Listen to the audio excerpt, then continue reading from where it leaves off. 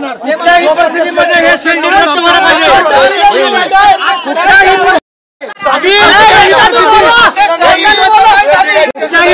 एक जणांनी बोला, थांबा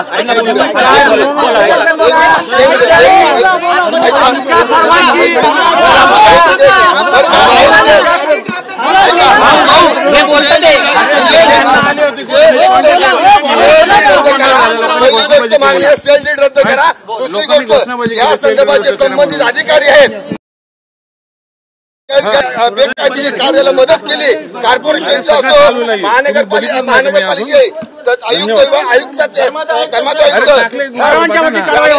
आणि संबंधित बँक ह्या सर्वांवर कारवाई होणं गरजेचं आहे की त्याच्यामुळे भविष्यामध्ये असे गैरप्रकार करताना त्याला प्रतिबंध लागेल। त्याबरोबरच सेल डील करताना ज्या अधिकाऱ्यांनी व्हेरीफाय न करता सेल डील केले त्यांनी खोटे सर्च रिपोर्ट बनवले, त्यांनी खोटे व्हॅल्युएशन रिपोर्ट बनवले, त्यांच्याशिवाय कारवाई केली पाहिजे। दुसरी गोष्ट, सर्वात महत्वाची गोष्ट, हे मोडकळीस बिल्डिंग आहे तरी सुद्धा मोडकळीस आल्याचं जे दाखवलेलं आहे त्या संबंधित त्यांनी जो त्यांनी हे केलेलं आहे त्यांच्यावर कारवाई व्हावी आणि हे जे ट्रस्ट आहे हे ट्रस्ट बरखास्त करावं।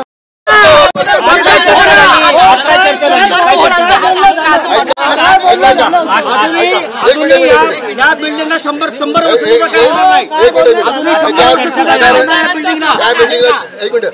वर्ष या बिल्डिंग काय होणार नाही, पहिली गोष्ट। दुसरी गोष्ट, या ठिकाणी गेल्या महावीर जयंतीला माननीय मोहोळ साहेब, विशालजी हे सर्व लोक आले होते आणि विशालजी त्या ठिकाणी त्यांनी त्या ठिकाणी मंदिराची पाहिली, मंदिर चांगलं वाटलं, जागा चांगली वाटली आणि त्यानंतर पुढचं काय घडलं तुम्हाला माहिती आहे। पण ते म्हणतात की माझा हस्तक्षेप नाहीये, माझा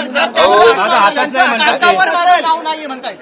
आता तुम्ही जुने मला सांगा, अण्णाला कोण घेऊन आलं इथं? अण्णाला कोण घेऊन आलं?